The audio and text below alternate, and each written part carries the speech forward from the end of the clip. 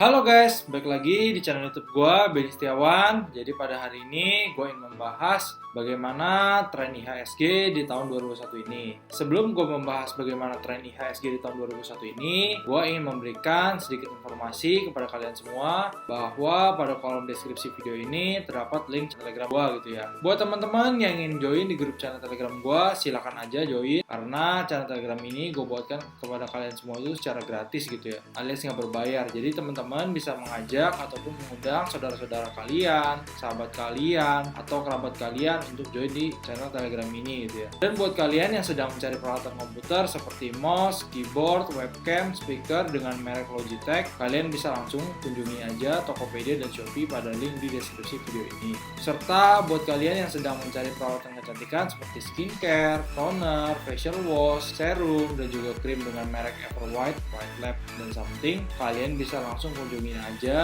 pada Tokopedia dan Shopee pada link di deskripsi video ini. Barang-barang yang dijual oleh BSR Auto Project dan BSR Auto Gadget ini di 100% dijamin original gitu ya. Jadi kalian nggak perlu takut bahwa barang ini palsu atau segala macamnya gitu ya. Oke, tadi sekilas informasi yang ingin gue sampaikan kepada kalian semua. Sekarang kita langsung mulai aja kepada topik pembahasan kita pada hari ini gitu ya. Mungkin ada beberapa orang atau sebagian orang tuh yang bertanya-tanya kapan IHSG itu ke 6.600 hingga 6.800 gitu ya. Apakah IHSG kita ini di tahun 2021 ini mampu untuk berada pada level 6.600 hingga 6.800 gitu ya. Serta kira-kira sektor apa saja yang boleh kita perhatikan dan kita pertimbangkan ke dalam portfolio kita pada tahun ini gitu ya. Akan tapi ini jadi disclaimer, di sini gue bukan bermaksud untuk mengajak kalian untuk membeli ataupun menjual. Segala keputusan dan resiko ditanggung masing-masing gitu ya. Menurut gue IHSG itu sebenarnya masih memiliki potensi dan masih memiliki tren yang cukup baik gitu ya. Gue sendiri pun optimis bahwa IHSG kita ini mampu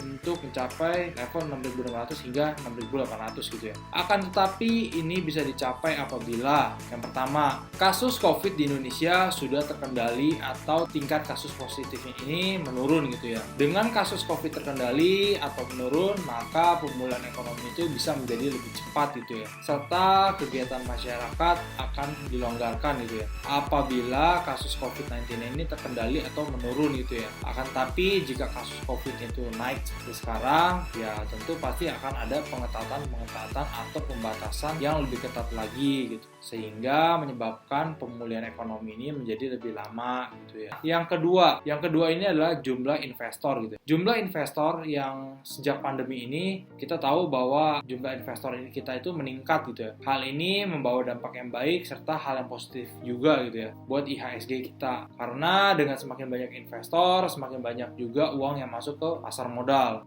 Maka dengan begitu flow money-nya itu yang muter itu lebih banyak gitu di pasar modal. Serta dengan semakin banyak investor di pasar modal, maka akan membuat IHSG akan semakin baik lagi gitu tentunya gitu. Yang ketiga adalah kepercayaan investor. Dalam hal ini tentu dibutuhkan kepercayaan investor dalam berinvestasi di pasar modal gitu. Karena dengan kepercayaan investor yang lebih baik, maka tentunya hal ini dapat membantu pertumbuhan IHSG gitu ya. Jadi investor tuh tidak selalu wait and see gitu ya. Karena apabila investor yakin dan percaya akan ekonomi makro di Indonesia serta dia percaya juga di pasar modal kita, maka hal ini membuat IHSG kita itu menjadi lebih cepat untuk tumbuh dan juga semakin baik gitu ya menurut gua. Tren bullish ini menurut gua diperkirakan akan dimulai sejak bulan Agustus gitu ya. Agustus dan September. Bulan Oktober kemungkinan akan terjadi koreksi-koreksi sedikit atau tipis gitu ya. Itu hal yang biasa gitu ya. Lalu menjelang akhir tahun biasa pada bulan November, Desember, dan Januari biasanya market akan bullish gitu ya. Biasanya menjelang penutupan tahun hingga awal tahun tuh biasa market akan bull gitu ya. Adapun beberapa sektor yang menurut gue ini boleh kita perhatikan dan layak kita pertimbangkan ke dalam portfolio kita gitu ya. Yang pertama ini adalah sektor banking ya gue. Karena sektor banking ini menurut gue cukup baik dan cukup aman gitu ya. Kita bisa melihat jejak rekam si sektor banking ini setiap krisis itu kita bisa lihat ya secara historisnya ya.